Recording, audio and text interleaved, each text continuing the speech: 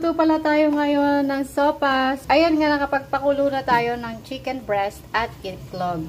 Naihanda ko na rin yung ating ilalagay na carrot at repolyo mga day. Kabili na rin pala ako ng gatas at yung pasta na gagamitin natin. Nakapakulo na rin ako mga day para sa ating pasta. Kahapon nga mga day ay hindi ako nakapagluto at ulan na ulan mga day. Pala mga day, pwede na natin siyang hiwa-hiwain. Kulo na mga day. Nalagay na natin ngayon ang ating chicken para mas malasa mga day. Takpan lang natin ulit. Dahil kumukulo ng mga day natin ang carrots. At ang ating pampalasa, isabay na rin natin mga day ang gatas.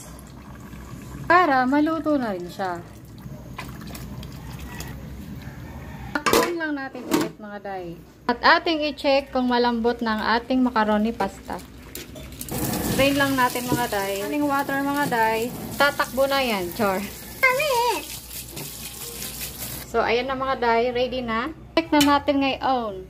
Klase pwede na ilagay mga day ang ating macaroni.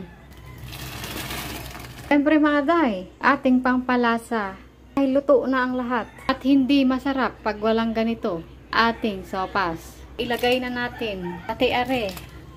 Takpan lang ulit. Haluin natin mga day at i-check na natin. Wow! Luto na siya mga day. Hindi siya masyadong labog. Ganun lang po yung gagawin ninyo. Inyong sopas. Albusan nyo lang at huwag nyong igigisa para sa masustansya na sopas. Dahil hindi na maawat ang pagkulo mga day. Maglalagay na tayo ng asin. Siyempre ng ating iklog. Yun na nga ang bahala mga day kung anong gustong dami yung asin. Kung hindi matabang at hindi rin naman maalat. Titimplahan na natin mga day.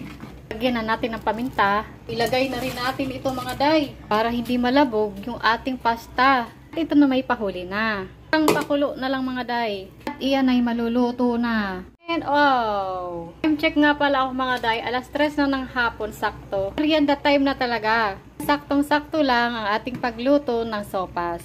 Dahil marami nga itong aking naluto mga day. Tikman na natin! Moment of truth mga day. Tikman natin ang sabaw. Titikman natin mga day. Mainit-init pa. Tikman natin ang sabaw. Sarap. Malinamnam. Hindi siya masyadong mamantika kasi hindi natin siya ginisa. Ayan mga day, ang pasta. Tikman din natin. Sakto lang mga day. Yummy? Yes.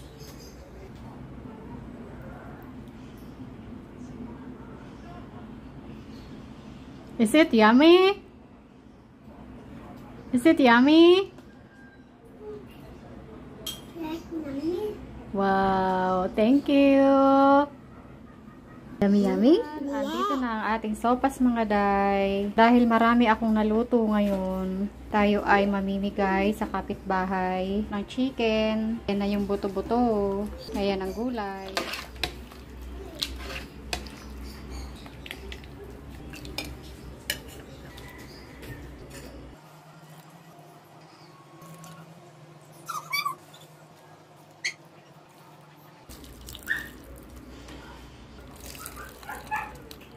Sa kapitbahay. Tao po. Yan. Okay na.